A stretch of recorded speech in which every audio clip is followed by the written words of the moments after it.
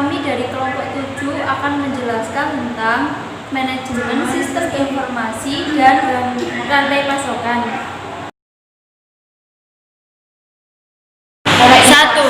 Sistem informasi manajemen merupakan kumpulan dari sub-sub sistem yang saling berhubungan satu sama lain dan bekerja sama secara harmonis untuk mencapai satu tujuan, yaitu mengolah data menjadi informasi yang diperlukan oleh manajemen dalam proses pengambilan keputusan saat melaksanakan fungsinya.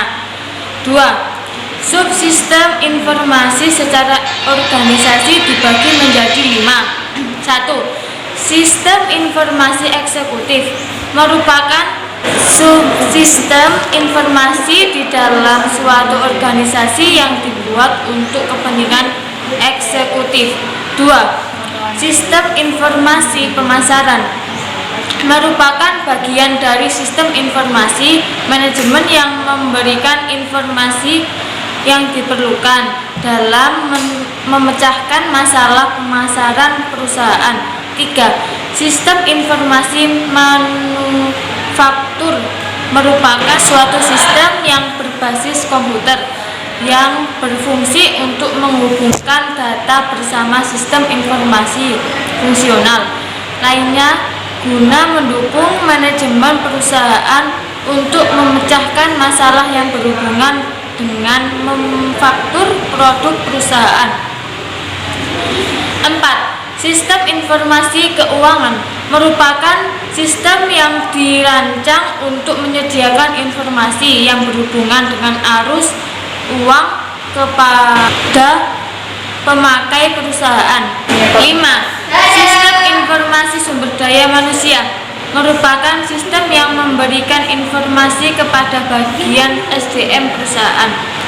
Ketiga, manajemen rantai pasok adalah suatu sistem tempat organisasi menyalurkan barang produksi dan jasanya kepada pelanggan atau usaha mengkoordinir sejumlah aktivitas yang terkait dengan produk di dalam rantai pasokan untuk meningkatkan efisiensi operasi, kualitas, dan layanan pelanggan agar dapat memperoleh keunggulan bersaing yang berkelanjutan bagi semua organisasi yang berkolaborasi. 4.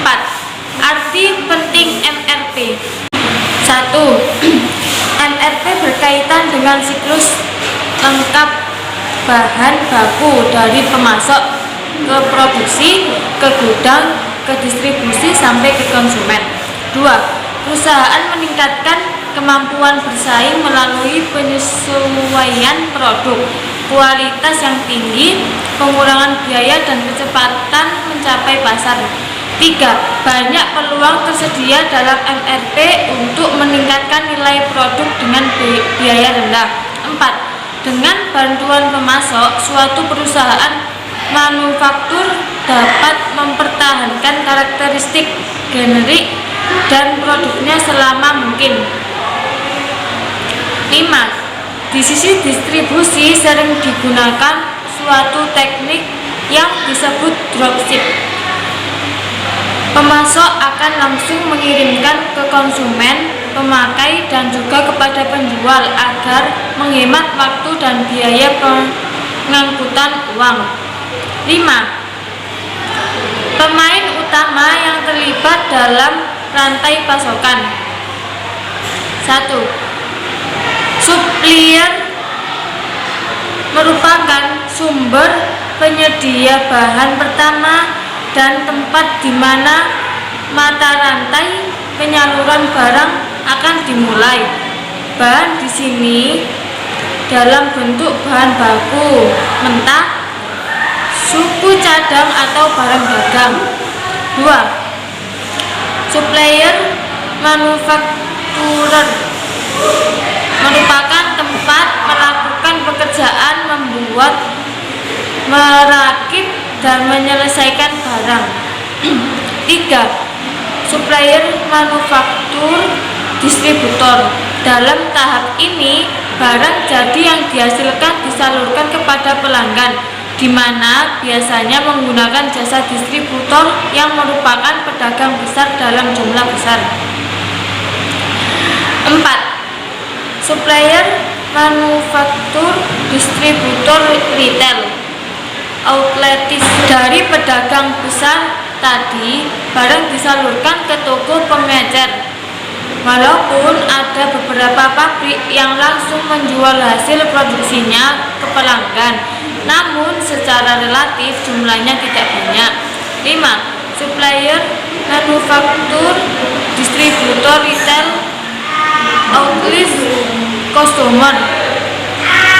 Pada rantai ini terjadi transaksi antara retailer dan pelanggan tentang seluruh proses yang secara langsung meliputi penerimaan barang sekaligus memenuhi permintaan pelanggan. Baik, saya akan melanjutkan tentang proses bisnis rantai pasokan. Yang pertama yaitu Customer Relationship Management, yaitu mengidentifikasi pelanggan utama atau yang kritis dengan misi dagang perusahaan. Yang kedua, Customer Service Management, yaitu sumber tunggal informasi pelanggan yang mengurus persetujuan produk dan jasa dan memberitahukan pelanggan informasi mengenai tanggal pengiriman dan ketersediaan produk berdasarkan informasi dari bagian produksi dan distribusi. Yang ketiga yaitu Demand Management. Proses ini harus menyeimbangkan kebutuhan pelanggan dengan kemampuan suplai perusahaan, menentukan apa yang akan dibeli pelanggan.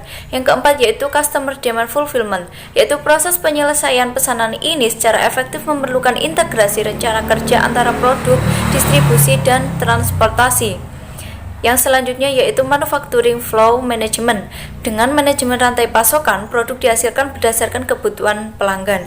Jadi, barang produksi harus fleksibel dengan perubahan pasar. Dan yang selanjutnya Procurement, yaitu membina hubungan jangka panjang dengan sekelompok pemasok dalam arti hubungan yang melibatkan pemasok sejak tahap desain produk sehingga dapat mengurangi siklus pengembangan produk. Yang ketujuh yaitu pengembangan produk dan komersialisasi.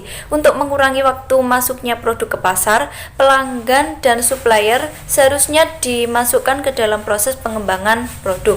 Yang terakhir yaitu retur, proses efektif yang memungkinkan mengidentifikasi produktivitas kesempatan, memperbaiki dan menerobos proyek agar dapat bersaing. Dan slide selanjutnya yaitu persediaan dalam rantai pasokan. Yang pertama itu bahan baku, yaitu mata rantai pertama ada di pabrik pembuat bahan baku ini dan mata rantai terakhir ada di pabrik pembuat akhir atau bukan di konsumen akhir. Yang kedua barang setengah jadi. Barang ini langsung diproses di pabrik yang sama menjadi bahan jadi tetapi dapat juga dijual kepada konsumen sebagai komoditas. Yang ketiga barang komoditas, yaitu barang yang dibeli oleh perusahaan tertentu sudah dalam bentuk barang jadi dan dijual kembali kepada konsumen atau disebut juga resales commodity karena memang barang tersebut dibeli untuk dijual lagi dengan keuntungan tertentu. Yang terakhir barang proyek, material dan suku cadang yang digunakan untuk membangun proyek tertentu, misal pabrik baru. Dan slide terakhir yaitu untuk mengelola aliran rantai pasokan, hal yang harus dipertimbangkan yaitu sasaran lingkup pasar, selanjutnya perilaku pembelian pelanggan, dan tipe distribusi. Terima kasih.